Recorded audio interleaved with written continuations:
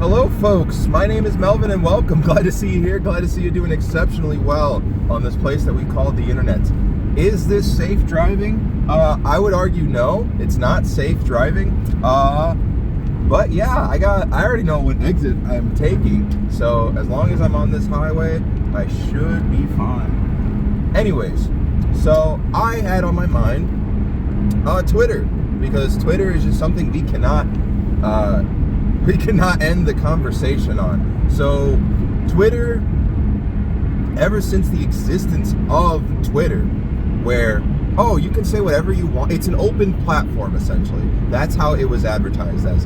Hey, it's an open platform, and you can just post whatever you want. You know, because before with MySpace and Facebook, you needed like friend requests and being accepted. You needed to actually find the content. But on Twitter, it kind of created the modern social media that we know it as today, because you're just infinitely scrolling whatever people are posting, whether or not you're following them. It depends on the kind of traffic that some of these posts are getting. All right. Now, I always thought Twitter was just an innocent site. The only time I really started using Twitter was during the 2016 election. Because everything was just coming out at that time.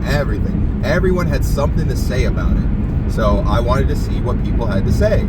And I'm not gonna lie, it messed me up so badly. Like, Twitter is just such a toxic place. I don't think it was always that type of way. I don't think it was designed originally to be such a toxic place. But I can guarantee you that Twitter probably made more money around the election period than any other time, because everyone was using it. Everyone had an opinion. Everyone felt that their voice was important, because a lot, felt like their voices were crippled.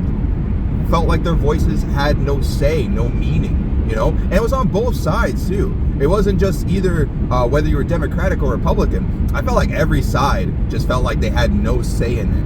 You know, there's so much that can be said about that election alone, but that's not the point. But I feel like that was a source for a lot of toxicity, and Twitter realized, oh, we make more money when people say more mean things about it.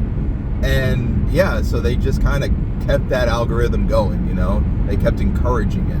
And then sometime around, 2020, they started like pulling that back a bit, but it was kind of like too little too late. And actually, they did it in ways that were kind of scary, where it was like, if anyone was talking about any certain subject, it would get taken off. Like, it would get suppressed. And I don't know if that's right. That's not, Twitter, the whole point of Twitter is for it to be an open platform. I totally understand that there are certain ideas out there that are extremely dangerous. I totally understand. But there are good people talking about these extremely dangerous ideas. So, I don't know, that's just how I felt about that.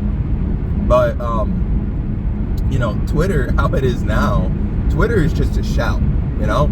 The idea, the concept is still there. You can still do things, but now it's totally morphed by just Elon owning it, you know? And it was before he made any changes. Twitter is now known as the Elon. It will always now and forever be known as the Elon site. No matter what Twitter does, they can't escape that they were once owned by the richest man in the world. If he decides to sell it, if he decides to get rid of it, that is what Twitter is going to be known for forever. And I don't know if they're ever going to get back from this. I truly don't think so, personally. And I don't know, like, is this a sign that people just need to get off of social media forever? Because right now, there aren't any valid Twitter replacements right now. Right now, there aren't any Instagram replacements. And I think that's okay. That is totally cool and fine that there's no Twitter replacement, there's no Instagram replacement. I really sure hope that there will one day be a YouTube replacement, just because I think video content is awesome. But I think it's okay that there's no Twitter or Instagram replacement. The reason for that is these websites now, and YouTube is included in this as well, these websites are designed to keep you on as long as possible. They see that as good traffic, as good like engagement. And that is not how it should be seen at all. Quantity is definitely being overtaken by quality. I definitely think the quality of the website should always and forever be the main focus of your social media. Because once you start losing the quality of it, you're letting others dictate how the website should be run. And there's a lot of people out there that will take advantage of that. So if you really do want it to be quantity over quality, there's going to be a lot of people trying to take advantage of that, especially if they can make money off of it. So that's why I think quality should always be important. The people who are running these social medias should know the quality. And I think right now, all the big social medias, they don't know what quality is. They have no idea. And I don't blame them too much. The websites are too big. They're way too huge. They have way too many users on them. They don't see it as a bad thing. They see it as a great thing. It means more money in their pockets. But how are you going to keep managing it year by year if, like with YouTube, there are a billion people going on the site? How can you control that? How is that a business with a billion people? It's insane. I really don't understand how they see this as a good thing. Don't you just want, like, wouldn't it just be better as a company to take control of what you know? Take control of a margin that you can control, instead of just millions and millions of people who are vastly different, grown up in vastly different situations. Like, that's just no way to run a business. But here we are now. Are we learning our lesson? Is it slowly dying down with Facebook losing money, Twitter losing money? I don't know if Instagram's losing money. I don't think so, considering I haven't heard any news about it. But yeah. And like I said, there are competitors out there right now, technically. So Instagram has a competitor, BeReal. But I think that will never be a competitor. Hey, sure, it'll exist. It could potentially make some money, which is good for BeReal.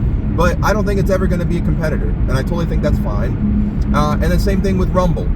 Rumble is trying to compete against YouTube.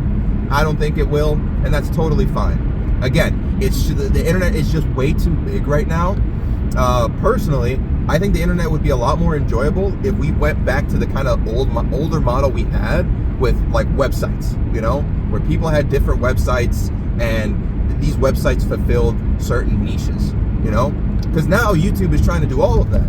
It's like, because I remember I used to go to like funnyjunk.com, like just to watch funny videos. But now pretty much all the stuff you can see, all the videos that were ever uploaded on Funny Junk now exist on YouTube. So there's some pros and cons there. The pros is, yeah, everything's in one spot. The con is, I literally don't know how YouTube is going to keep every single video file that people upload forever. It's kind of it's a scary thought, because one day they're just going to have to delete the files that they can't keep, because people are uploading, 1080p, 4K footage, hours and hours and hours of content, There's a YouTuber right now who's uploading like a donation type marathon thing, and she's on her 30th day. So she's been streaming 20, and I'm pretty sure you can rewind that, you can replay it. Maybe I'm wrong there, but yeah, that's a lot of content right there that YouTube just has to keep up for free, These content creators don't have to pay anything for it. For years, I've always thought that if YouTube made me pay like $5 a month to upload content, I would totally be cool with that. And I'm sure one day they're gonna do that. They're gonna say, hey, if you want to upload content that's over 10 minutes, you have to pay. And that might be our future. Maybe not. But anyways, thank you so much for listening. My name is Melvin. Hopefully the quality wasn't too bad. I'm sorry, I got to drive to work. I'm helping out another store, so I'm driving about 40 minutes to help them out. All right. Thank you so much, folks. You guys have a wonderful day.